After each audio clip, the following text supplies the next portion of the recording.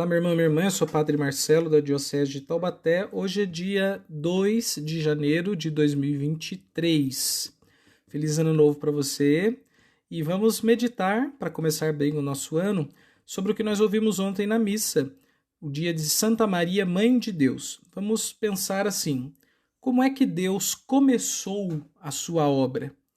E a partir da visão do Deus que começa, vamos pensar como a gente pode também começar o nosso novo ano.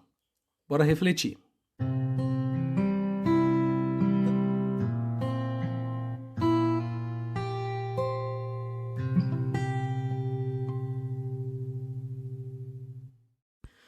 Quando nós olhamos o relato da criação, especialmente aqueles dois mais clássicos na tradição católica, o primeiro é o do Gênesis, livro do Gênesis, e o segundo, o do prólogo do Evangelho de São João, nós vemos que em Deus há, pelo menos, três coisas presentes na obra criadora.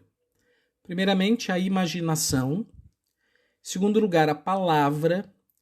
E em terceiro lugar, uma força geratriz. Ou, vou usar um termo mais simples, uma mãe. Então vamos meditar sobre esses três pontos. Primeiramente, a imaginação. O livro do Gênesis, especialmente, começa dizendo que Deus estava criando as coisas. Deus disse, faça-se, e a luz se fez. Faça-se o mar se fez. E assim vai. Bem, o que é interessante observar aqui é o que está por trás disso. Quando Deus começou a criar, e o texto diz que a criação levou 6 dias, parece que havia já um projeto de Deus. E a gente sempre fala isso de um projeto da salvação, ou um desígnio salvífico. Só que esse desígnio salvífico, ele foi antes pensado por Deus, para depois ser operado, realizado, como história, como criação, como universo e, de modo especial, como ser humano.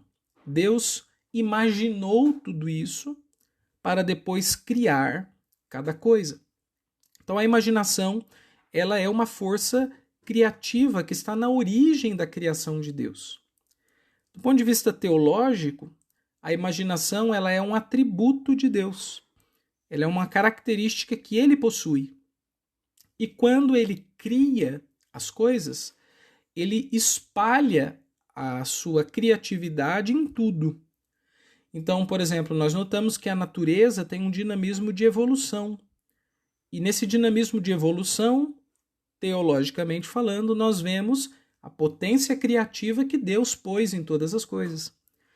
E no caso do ser humano, de maneira específica, essa capacidade criativa está muito ligada com a inteligência e com a imaginação.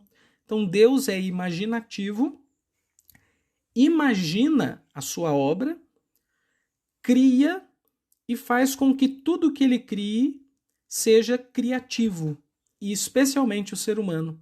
E a fonte, uma das fontes da criatividade no ser humano é a imaginação que Deus partilhou com ele. O ser humano é imagem e semelhança, então é uma dádiva de Deus para a nossa condição, para a nossa espécie. Bem, então a imaginação é de Deus, Deus dá a imaginação para nós, e a imaginação ela é um potencial de transformação da realidade, de produção de coisas. E quando a gente quer fazer algo, antes de fazer, a gente precisa imaginar. E imaginar, aqui tem um duplo sentido. Tem um sentido mais, vamos chamar assim, técnico, pragmático, de projetar, planejar, mas também tem um sentido lúdico, amplo, de realmente abrir o horizonte, vislumbrar possibilidades, criar hipóteses. É um momento assim mais solto, livre possível. O ser humano recebeu esse talento de Deus. Inclusive, os verbos bíblicos são muito interessantes, porque o mesmo verbo que lá no Gênesis é usado para criar é da mesma raiz que imaginar. Então, imaginar e criar são como verso e reverso de uma mesma moeda. Assim como nós temos um paralelo curioso no português com o inglês. No inglês há o verbo realize. Realize significa imaginar, cogitar, considerar. Você ter uma mental diante de algo. E, ao mesmo tempo, a palavra realize nos lembra muito o verbo português realizar.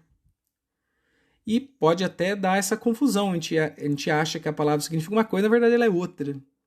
Só que o curioso é que em português, o verbo realizar já foi usado para designar uma atitude imaginativa, como o inglês realize. Então os antigos falavam assim, fulano não realiza. Significa, ele não pensa direito, a imaginação dele é exagerada, ele não tem noção das coisas. Fulano não realiza. Que curioso que um verbo que hoje para nós tem um peso tão concreto, tão de ação, de repente designar-se uma coisa assim tão mental, que é a imaginação. Então veja, criar e imaginar, o realize em inglês e o realizar português são verso e anverso da mesma moeda. Então nós somos chamados a imaginar um outro mundo possível, um outro eu possível, a imaginar uma outra sociedade possível, relações humanas diferentes, famílias diferentes, igrejas renovadas. Mas para tudo isso a gente precisa de imaginação. É o dom de Deus. Ele usou a imaginação, nós também vamos usá-la para começar bem o nosso ano. A segunda coisa que Deus tinha presente no seu início de obra era a palavra, como eu citei. E Deus disse, faça-se, e se fez. Então Deus falava, usava a palavra e fazia. E no prólogo de São João, que é uma espécie de Gênesis do Novo Testamento, está escrito lá assim, no princípio era a palavra, e a palavra estava em Deus. Então a palavra é uma outra potência de Deus, que Deus usa para criar. E criar tem dois significados. Primeiro, dar origem, e o segundo, por ordem. Porque, assim, na tradição grega, na tradição bíblica hebraica não, mas na tradição grega há o Deus superior, absoluto, mas entre o Deus absoluto e o ser humano existe uma figura chamada de demiurgo.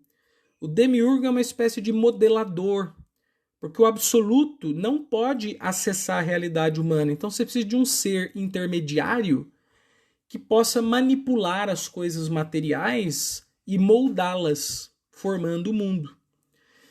Então, um é o absoluto e outro é o demiurgo, o formador. Um é o que é origem e outro é o que dá ordem às coisas, que plasma, que organiza o universo, faz o cosmos. Só que na tradição hebraica, bíblica, Deus acumula essas duas funções.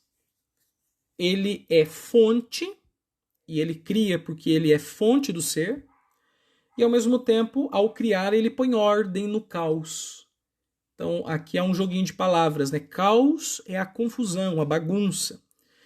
E cosmos é a ordem na bagunça. É o que faz as coisas terem fluxo, sentido, dinamismo, circulação, vitalidade. E como Deus faz isso? Como ele cria e organiza? Com a palavra dele. Então aqui uma segunda coisa que a gente pode tirar para nós. A palavra é uma potência, é um recurso poderoso que nós, espécie humana, dispomos. Um filósofo alemão chamado Wittgenstein vai dizer que o mundo tem o tamanho das nossas palavras, ou o mundo tem a extensão da nossa linguagem. Eu diria que o nosso mundo é muito proporcional ao nosso vocabulário. As palavras ajudam a gente a criar, recriar, organizar, desmontar, renovar. A palavra é uma potência. Por isso é uma segunda coisa que a gente pode começar bem esse ano, usando mais as palavras. Algumas pessoas falam assim, eu não quero saber, eu só quero sentir. Em algumas circunstâncias é verdade, a gente tem que só fluir. Mas em muitas ocasiões a palavra não é inimiga do sentir. Na verdade, ela nos ajuda a sentir mais, a experimentar melhor, a enxergar diferente. Então, usar a palavra como nossa potência é uma outra coisa que Deus fez no começo e que a gente pode fazer também no começo desse ano. E para terminar, no começo tinha essa força geratriz. Diz o Gênesis: o Espírito de Deus pairava sobre as águas. A palavra Espírito, o Espírito Santo, no Antigo Testamento, era chamada de Ruá. Ruá, que é no feminino. Porque o Espírito Santo, ele é a interface feminina de Deus. Feminina no sentido humano, que Deus não tem sexo, gênero, essas coisas assim. Mas se for olhar as três pessoas da Santíssima Trindade, o que tem mais feições do que nós humanos experimentamos como feminino é o Divino Espírito Santo. É ele que é a dimensão mãe em Deus. Por quê? Porque ele gera a vida, ele produz a vida. Envia teu Espírito, Senhor, e renova a face da terra.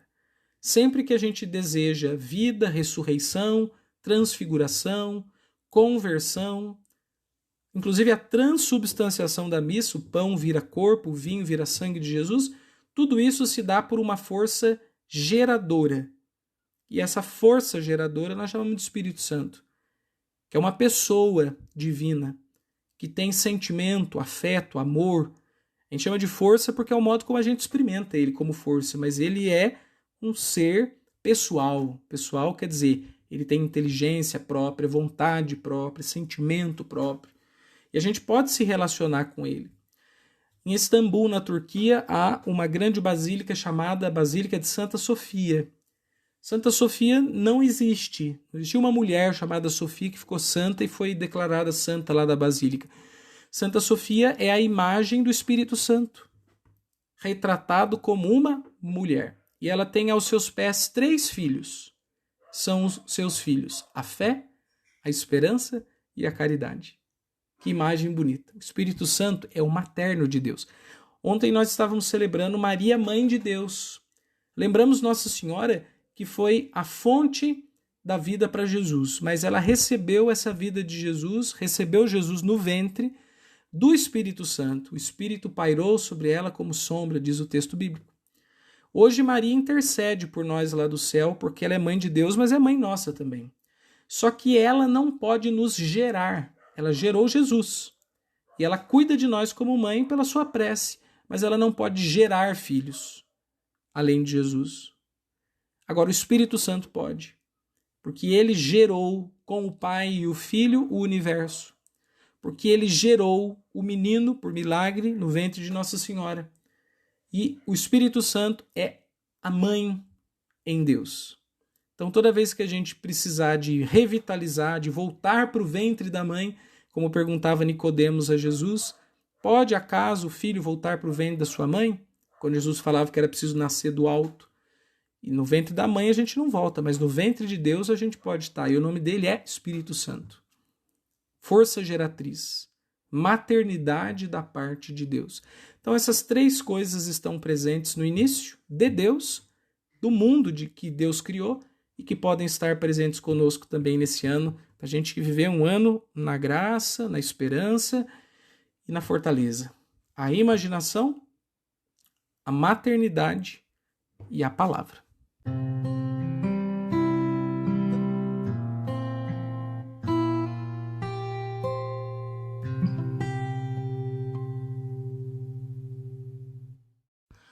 Nós estamos começando mais uma semana e eu gostaria de propor como exercício espiritual que ao longo dessa semana nós fôssemos pedindo ao Divino Espírito Santo que ele nos regenerasse.